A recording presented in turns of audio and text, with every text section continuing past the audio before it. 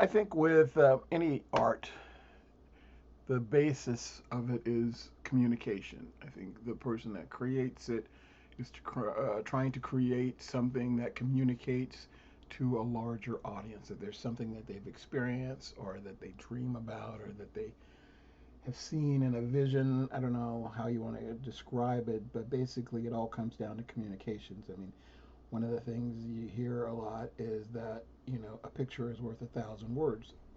With that being said, though, that 1,000 words could be anything, and depending on what the artist intended and what the viewer takes away from it, can totally be entirely different things. One of the things I've strived for in my work is to sometimes it's very specific. It's very much what a client describes to me, what they want to see, and I try my best to recreate it. And a lot of times, when it's my own work, I have a feeling, or I've seen a glimpse of it sort of fully formed in my head, and I'm just doing my best to put it down on paper. I mean, some of the ideas are fully formed, and I'm only really doing a weak imitation of what I see in my mind's eye.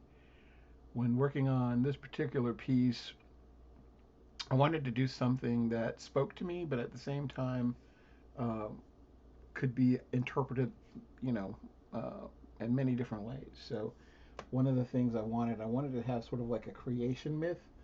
That from one thing comes something else, because it kind of, ties in the whole idea of an artist creating something.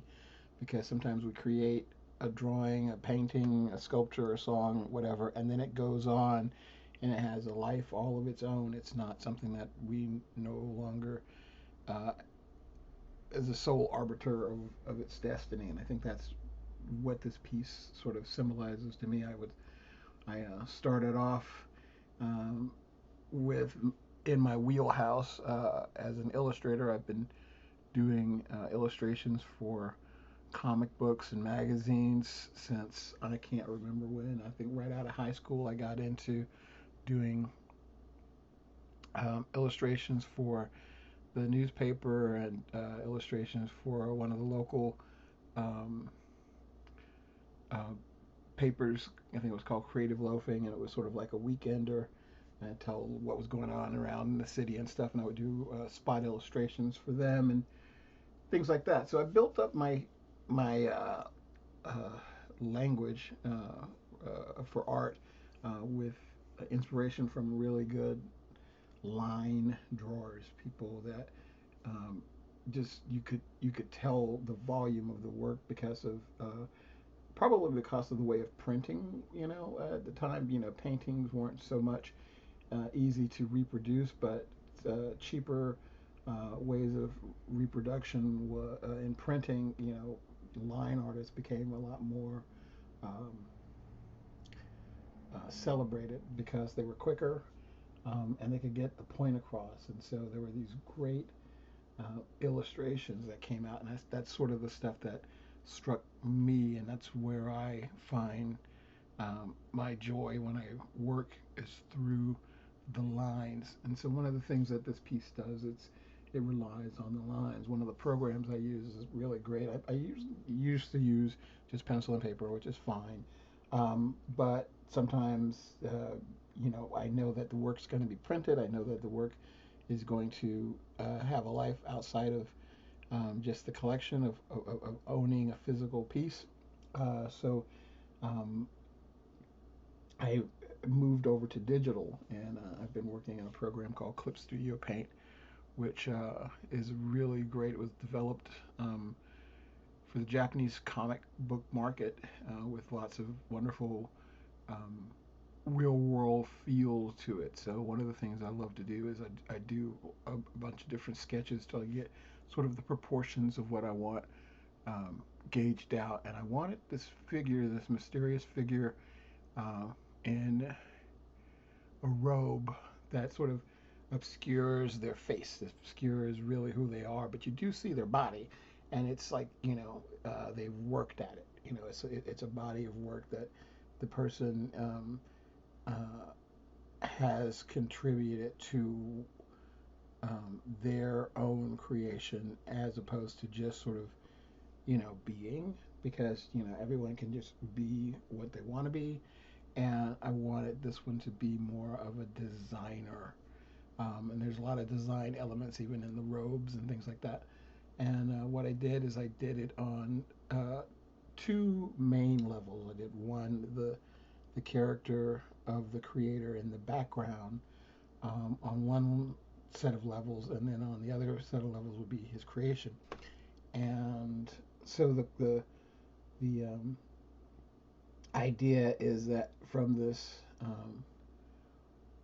primordial water outcrops this version of the creator, as this horned man. And being a gay man, of course, I have a tendency to draw more masculine work. I guess everyone sort of says, you write or you draw what you know and or what you like, and so there is a vulnerability to sort of um, just being bold. I mean, there was definitely a time when that type of clarity was frowned upon, and it's very there's a varied history as far as acceptance within yourself, within society, and everything like that. So, as a gay man, you want to sometimes just say, "Hey, I exist," or "I have always exist," or "I have the right to exist." And so that was the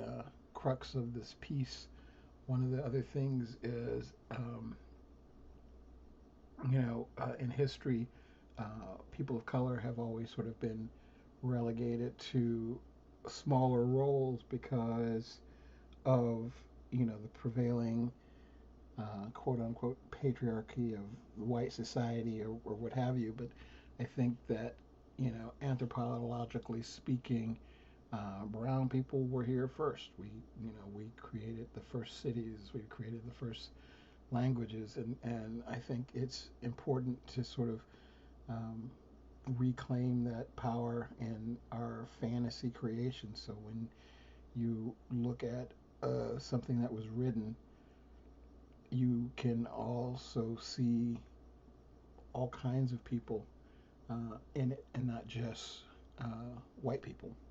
And I think which is, there's nothing wrong with that. I mean, if it's a regional story, if you're telling the story of Ireland, of course, tossing in some black characters just seems out of place. But if you're telling a world story, a creation story, then we all came from somewhere, and I think it's important to build upon that. And I think that's one of the things that I really enjoy in my work is I try to incorporate that, be mindful of it, and stuff. So when I worked on this particular piece, that was where I came from, and it's not that it's like an agenda, but I want it to be as easy as just seeing is believing, and that's where I pull the inspiration for this work from. I call it Adam, sort of like the first man kind of a situation, and I wanted it to be more rough in some respects, whereas the antlers represents this unseen um, world of obstacles that they will have to deal with, and this is part of his protection, but it's also part of his beauty, and it comes from his head, which sort of represents that he's going to be a thinking character, but at the same time, it makes him odd. It makes him stand out. He's not created with razor sharp claws or thick fur or scales or anything like other animals. He has this soft human skin, very sensitive to the world around him, and I wanted to incorporate that into the piece, having this uh, explosion of water, sort of as if he, burst from it, but at the same time, water is the essence of life. They say life on Earth started in water, and I think that um, having that element as his root element, I think really works well with um, harmonizing the piece, and it's very reflective, and so it reflects the light from the stars in the background and the little bits of sort of architectural magic coming from the creator. And so this piece definitely, you know, ties in together like a lot of things that sort of I like to think uh, represent me.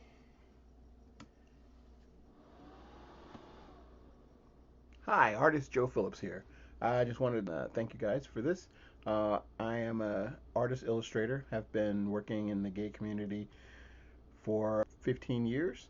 I started out in the comics community doing illustrations for Marvel and DC and Speed Racer and Wonder Woman and things like that, which was a great career. I really loved it. I've always been interested in telling stories through images. I remember, using my art to communicate when I would move to a new school. I would draw and make friends and things like that. So one of the best things my job entails is telling stories. And in the gay community, it definitely needed some new voices back at the time when I first started doing my work. There was mostly just sort of sexually charged images. There wasn't really any kind of fun stories or sort of slice of life. And I would take the inspirations of those great